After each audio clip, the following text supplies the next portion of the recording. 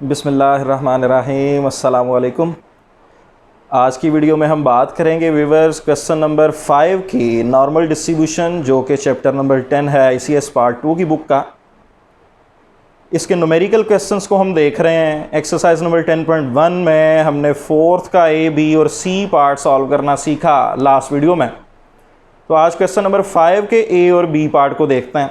इंतहाई important lecture है, specially सबसे लास्ट पार्ट जो होगा इस वीडियो में, जो हमने सॉल्व करना सीखना है दो पॉइंट्स के बिटवीन की प्रोबेबिलिटी को, वो बहुत अहम होगा आपके लिए। लास्ट तक वीडियो को देखिएगा और समझिएगा इस चीज़ को। लिहाजा अब हम बात करते हैं जी, आज के क्वेश्चन में हमने सीखना क्या है। हमने प्रीवियस वीडियोस में थ्योरी को डिस्कस किया नॉर्मल डिस्ट्रीब्यूशन के बारे में। नॉर्मल डिस्ट्रीब्यूशन है क्या, स्टैंडर्ड नॉर्मल किसे कहते हैं, इसकी प्रॉपर्टीज़ के बारे में बात हुई। उसके अलावा फिर हमने न्यूमेरिकली क्वेश्चंस को जब सॉल्व करने की बात की, एक्सरसाइज 10.1 का स्टार्ट लिया, तो इसमें हमने ऑर्डिनेट्स को फाइंड करना सीखा स्टैंडर्ड नॉर्मल रैंडम वेरिएबल से मुतालिक। उसके अलावा हमने व्यूअर्स प्रोबेबिलिटीज़ को कैलकुलेट करना सीखा कि अगर कोई भी स्टैंडर्ड नॉर्मल रैंडम वेरिएबल के बारे में कोई वैल्यूज़ गिवन हैं, उन वैल्यूज़ की प्रोबेबिलिटीज़ को फाइंड किस तरह से किया जाता। किसी भी for example point A given है, उस पॉइंट A से ग्रेटर की प्रोबेबिलिटी बराबर होती है 1 - phi ऑफ A के। और अगर स्टैंडर्ड नॉर्मल रैंडम वेरिएबल के किसी पॉइंट A से लेस की प्रोबेबिलिटी चाहिए तो ये बराबर है phi ऑफ A के। और अगर दो पॉइंट्स के बिटवीन की प्रोबेबिलिटी रिक्वायर है तो ये बराबर थी phi ऑफ बड़ी वैल्यू माइनस phi ऑफ छोटी वैल्यू के। आज हमने एक तीसरा काम करना सीखना है। वो क्या है कि प्रोबेबिलिटी गिवन होगी स्टैंडर्ड नॉर्मल रैंडम वेरिएबल से रेलिवेंट। उस प्रोबेबिलिटी के मुतालिक हम ये जानना सीखेंगे कि आया कि ये किन वैल्यूज़ की प्रोबेबिलिटी है, उन अननोन वैल्यूज़ को फाइंड करना सीखेंगे। आइए देखते हैं जी, हमारे पास क्वेश्चन नंबर 5 का A पार्ट है। If Z belongs to normal random variable with mean 0 and variance 1, यानी ये स्टैंडर्ड नॉर्मल वेरिएबल हुआ। और राइटर ने कहा कि फाइंड A, यानी कोई A अननोन वैल्यू है, उसको फाइंड कर दें। If probability of Z less than A is 0.325। किसी पॉइंट A से लेस की प्रोबेबिलिटी राइटर ने बता दिया कि 0.325 है। अब उस पॉइंट को फाइंड करना है। वी नो डैट कि probability of Z less than A हमेशा बराबर होती है phi ऑफ A के। लिहाजा हम phi ऑफ A का फॉर्मूला लगा देंगे कि अगर probability of Z less than A बराबर है 0.325 के, it means phi of A बराबर है 0.325 का। अब phi जो है व्यूअर्स राइट साइड पे जाएगा, दूसरी साइड पे जाके phi इनवर्स हो गया। लिहाजा A बराबर आ गया phi इनवर्स ऑफ 0.325। अब हम phi इनवर्स के टेबल में, जो कि टेबल नंबर 10A है, जो थर्ड टेबल है बुक के लास्ट पे, सबसे पहले ऑर्डिनेट्स का टेबल था, फिर प्रोबेबिलिटीज़ फाइंड करने के लिए टेबल नंबर 9 था, और अब टेबल नंबर 10A जो कि phi इनवर्स का टेबल है। phi इनवर्स के टेबल में हम 0.32 को 5 में देखेंगे तो व्यूअर्स हमारे पास आंसर आ जाएगा 0.4538।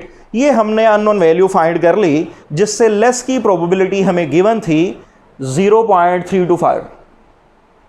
इसी के साथ अब बात करते हैं जी सेकंड पार्ट की। Probability of Z greater than A अब गिवन है 0.025। फिर राइटर ने कहा कि ये फाइंड कर दें, तो क्या करेंगे, ग्रेटर से किसी भी पॉइंट से ग्रेटर की प्रोबेबिलिटी किसके बराबर होती है 1 - phi ऑफ A के। लिहाजा हम फार्मूला ये यूज़ कर लेंगे 1 - phi ऑफ A का। अगर probability of Z greater than A बराबर है 0.025, इट मीन्स के 1 - phi ऑफ A बराबर है 0.025।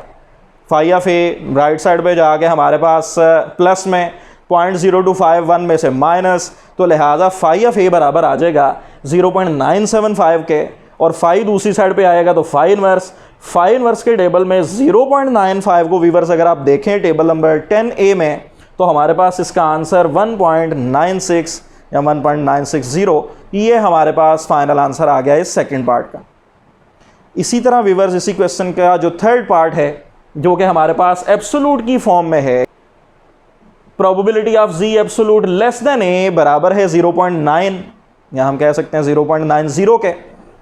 अब एब्सोल्यूट की फॉर्म में हमने फार्मूला पढ़ा हुआ है, इस थ्योरम को भी हमने डिस्कस किया था, प्रैक्टिस में भी लेके आए न्यूमेरिकल क्वेश्चंस को सॉल्व करते हुए, कि probability of Z absolute less than A ये बराबर होता है हमेशा 2 phi ऑफ A - 1। तो लिहाजा अगर probability of Z absolute less than A बराबर है 0.90 के, इट मीन्स कि 2 phi ऑफ A - 1 बराबर है 0.90 के। जस्ट फार्मूला पुट कर दिया, लिहाजा अब 2 फाई ऑफ ए 1 उधर जाके प्लस राइट साइड पे, लिहाजा ये 1.90 के बराबर, 2 इधर आके जब डिवाइड होगा 1.90 के साथ तो हमारे पास फाई ऑफ ए व्यूअर्स बराबर आ जाएगा 0.95 के। अब फाई दूसरी साइड पे आया तो फाई इनवर्स, और फाई इनवर्स के टेबल में 0.95 की वैल्यू देखें तो ये हमारे पास आ जाती है टेबल नंबर 10A की मदद से 1.645। ये हमने इसको सॉल्व करना सीख लिया। इसी तरह अब बात करते हैं हम फोर्थ पार्ट की, probability of z absolute greater than a equal है 0.097 के। अब ग्रेटर का साइन आ गया एब्सोल्यूट की फॉर्म में, तो हमारे पास तो z absolute greater than a की प्रोबेबिलिटी हम पढ़ चुके इस थ्योरम को भी कि ये बराबर होती है हमेशा 2 फाई ऑफ माइनस है। लिहाजा अगर probability of z absolute greater than a बराबर है 0.097 के, it means 2 phi of minus a बराबर है 0.097 का। लिहाजा 2 इधर आके डिवाइजर में जो कि 0.0485 आ जाएगा, और फिर माइनस a बराबर आ जाएगा फाई इधर आके फाई इनवर्स ऑफ 0.0485। और अगर आप इसकी टेबल वैल्यू देखें 10A टेबल की मदद से तो ये माइनस a बराबर आ जाएगा -1.66 के। अब माइनस माइनस व्यूअर्स कैंसिल हो जाएगा और फाइनल हमारे पास आंसर पॉजिटिव में 1.66 आ गया जिसका। ये हमने व्यूअर्स कैलकुलेशंस करना सीख ली। फार्मूलाज बिल्कुल वही यूज़ होने हैं जो हम प्रोबेबिलिटीज़ कैलकुलेट करते हुए यूज़ करते आए हैं।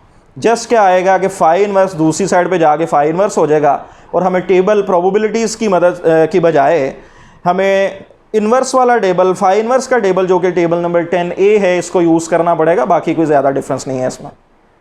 अब बात करते हैं जी क्वेश्चन नंबर 5 के बी पार्ट की। क्वेश्चन नंबर 5 के बी पार्ट में व्यूअर्स राइटर ने क्या कहा, आइए देखते हैं इसको। हमारे पास क्या है जी, in a standard normal distribution find a point that has 97.5% area below it. एक ऐसा पॉइंट फाइंड करना चाह रहे हैं कि जिससे बिलो का एरिया 97.5% है। इसको क्वेश्चन में z.975 से भी जाहिर किया है राइटर ने, आप उसी को बेशक कंसिडर कर लें, या हम लेट कर लेते हैं इसका नाम अपनी आसानी के लिए कि let a has 97.5% area below it, कि a एक ऐसा पॉइंट है जिससे बिलो का एरिया यानी जिससे बिलो की प्रोबेबिलिटी 0.975 है। अगर हम प्रोबेबिलिटी की फॉर्म में बात करें तो प्रोबेबिलिटी a से लेस की क्या होगी 0.975, क्योंकि a से लेस का एरिया राइटर ने कहा कि 97.5% है। तो लिहाजा फिर हम लिख सकते हैं बाय गिवन इन्फॉर्मेशन कि probability of z less than a बराबर है 0.975 के।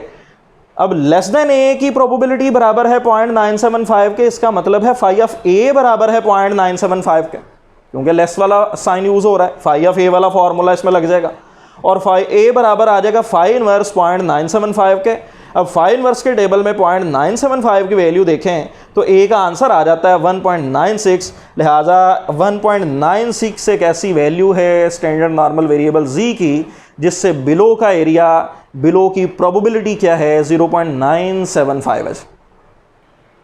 अब बात करते हैं इसी क्वेश्चन के बी पार्ट की। राइटर ने कहा कि एक ऐसा पॉइंट फाइंड कर दें कि जिससे अबव का एरिया 97.5% है। हम लेट कर लेते हैं, let B has 97.5% area above it, कि बी एक ऐसा पॉइंट है जिससे अबव का एरिया 97.5% है। तो it means probability of z greater than b बराबर होगी 0.975 का। एरिया 97.5% है अगर अबव, तो इट मीन्स के अबव यानी ग्रेटर की प्रोबेबिलिटी 0.975 है। अब इस पे 1 माइनस फाई ऑफ b का फॉर्मूला लग जाएगा, b है इसलिए b यूज़ हो जाएगा। 1 माइनस फाई ऑफ b बराबर है 0.975 के, और फाई ऑफ b बराबर आ जाएगा 0.025 के। और इसी तरह अगर हम इसको मज़ीद सिंप्लीफाई करें, फाई दूसरी साइड पे जाएगा तो फाई इनवर्स, और b बराबर आ जाएगा फाई इनवर्स ऑफ 0.025, और इसकी टेबल वैल्यू अगर हम 0.025 की विवर्स देखें टेबल 10A में तो ये हमारे पास आ जाती है -1.96। अब सबसे इम्पोर्टेंट टॉपिक आज की लेक्चर का कि दो अननोन पॉइंट्स किस तरह से फाइंड करेंगे, इसी क्वेश्चन के थर्ड पार्ट में हम ये सीखेंगे। बड़े गौर से इसको समझिएगा। राइटर ने इसी क्वेश्चन के थर्ड पार्ट में व्यूअर्स कहा कि ऐसे दो पॉइंट्स फाइंड कर दें जिनके बिटवीन 90% एरिया है। ऐसे दो points that contain 90% central area, जिनके दरमियान का एरिया 90% है, हम लेट कर लेते हैं let A and B are 2 points that contain 90% central area. अगर वो ए और बी 2 पॉइंट्स हम कंसिडर कर लेते हैं कि हैं जिनके दरमियान का एरिया 90% है, इट मीन्स कि उनके दरमियान की प्रोबेबिलिटी 0.90 है। तो लिहाजा बाय गिवन इंफॉर्मेशन हम लिख सकते हैं कि प्रोबेबिलिटी ऑफ ए से बी ये हमारे पास क्या है 0.90। जी greater then A, ji less then B, यानी ए से बी तक की प्रोबेबिलिटी हमारे पास 0.90 है। और क्योंकि 2 अननोन पॉइंट्स हैं जिनको हमने फाइंड करना है, इसलिए हमें 2 इंफॉर्मेशंस को यूज़ करना पड़ेगा नॉर्मल डिस्ट्रीब्यूशन के बारे के में जो हम पढ़ चुके हैं, और उनको यूज़ करते हुए फिर हम ये 2 अननोन्स फाइंड करना सीखेंगे।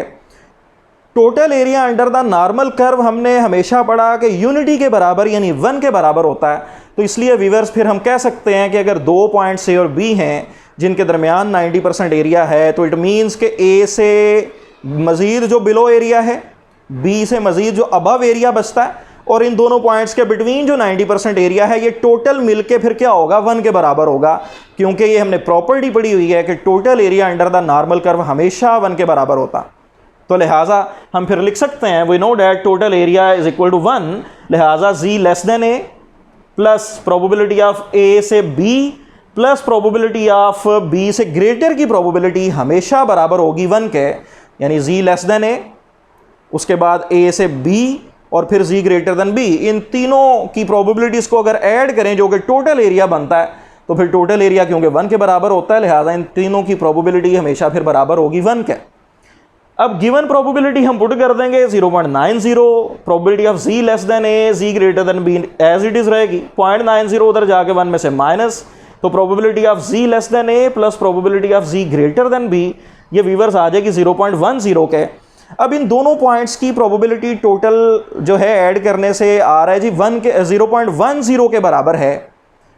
अब फिर हमने प्रॉपर्टी ऑफ सिमेट्री को यूज़ करना है। हमेशा ये जो 2 अननोन वैल्यूज़ होंगी, हमेशा हम ये कंसीडर करते हैं कि ये मीन से इक्वी डिस्टेंट है, मीन से इक्वी डिस्टेंट है, जितना ए का फासला है मीन से उतना ही बी का फासला है। लिहाजा क्योंकि ये सिमेट्रिकल हैं, एक जैसे फासले पे है मीन से, लिहाजा ए से बिलो जितना एरिया होगा उतना ही बी से अबव होगा, जितना ए से बिलो एरिया उतना ही बी से अबव का एरिया। लिहाजा फिर हम इस टोटल एरिया को डिवाइड कर देंगे इन दोनों पॉइंट्स के दरमियान बराबर। लिहाजा अगर 10% एरिया फॉल कर रहा है इन दोनों पॉइंट्स का टोटल, तो हम फिर कह सकते हैं कि इसको 2 पे डिवाइड करते हुए कि 5% एरिया ए से लेस है और 5% ही एरिया बी से अबव है। इट मीन्स कि ए से बिलो की प्रोबेबिलिटी 0.05 और बी से अबव की प्रोबेबिलिटी भी 0.05। ये असल काम हमारा सीखने का था। आगे बिल्कुल सिंपल जो फार्मूलाज हम यूज़ करके अननोन वैल्यूज़ प्रीवियस क्वेश्चन में फाइंड करना सीख चुके हैं, बिल्कुल उसी तरह लेस देन ए का फार्मूला अप्लाई हो जाएगा फाई ऑफ ए, ये बराबर है 0.05, फाई उधर जाके फाई इनवर्स, और ए का आंसर फाई इनवर्स के टेबल में देखते हुए -1.645। बिल्कुल इसी तरह व्यूअर्स ग्रेटर का फॉर्मूला अप्लाई हो जाएगा 1 माइनस फाई ऑफ बी, ये बराबर है 0.05, फाई उधर प्लस 0.05 1 में से माइनस, तो फाई ऑफ बी आ जाएगा 0.95 के, फाई दूसरी साइड पे जाकर फाई इनवर्स हो जाएगा, फाई इनवर्स ऑफ 0.95, और फाई इनवर्स के टेबल में 0.95 की वैल्यू देखने से फाइनल आंसर बी का पॉजिटिव में 1.645 आ गया। यही हमने अननोन वैल्यूज़ फाइंड करना थी। दोबारा से सुन लें, जब 2 अननोन वैल्यूज़ को फाइंड करना हो तो हमने क्या करना है, 2 प्रॉपर्टीज़ को यूज़ करना है कि total area under the normal curve is always unity. लिहाजा ए से लेस, ए से बी के दरमियान और बी से अबव टोटल प्रोबेबिलिटी को 1 के साथ इक्वेट कर देना है। फिर जब 2 प्रोबेबिलिटीज़ की एडिशन की प्रोबेबिलिटी किसी वैल्यू के बराबर आ रही होगी, तो उस वैल्यू का हाफ करके हाफ एरिया ए से लेस को दे देना और हाफ एरिया बी से अबव को दे देना है, क्योंकि दोनों पॉइंट्स हम अज्यूम करते हैं हमेशा कि मीन से इक्वी डिस्टेंट है। तो लिहाजा बाकी सिंपल फार्मूलाज हमने अप्लाई करके इनको फाइंड करना सीख लिया। अगर कोई मसला हो तो उसको पूछें, इंशाल्लाह ताला उसका आंसर किया जाएगा। नेक्स्ट मज़ीद प्रैक्टिस करेंगे न्यूमेरिकल क्वेश्चंस की नेक्स्ट वीडियो में। तब तक के लिए इजाज़त दीजिएगा जी, बहुत शुक्रिया, अल्लाह हाफिज़।